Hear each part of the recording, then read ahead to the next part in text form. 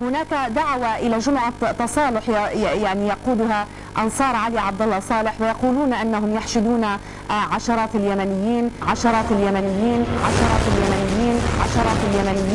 لإبداء تأييدهم للتصالح ولبقاء علي عبد الله صالح. ما الذي يملكه الرئيس علي عبد الله صالح الآن برأيك؟ هناك دعوة إلى جمعة تصالح يعني يقودها أنصار علي عبد الله صالح، ويقولون أنهم يحشدون عشرات اليمنيين لإبداء تأييدهم للتصالح ولبقاء علي عبد الله صالح. دعني أقول لك بعض المعلومات التي لدينا حول ما يمتلكه من قوة هي قوة الأكاذيب.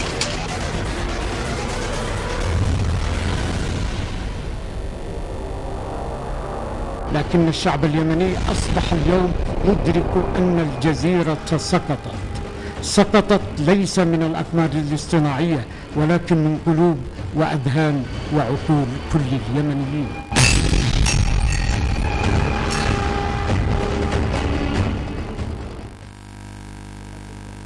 إذا عدنا إليكم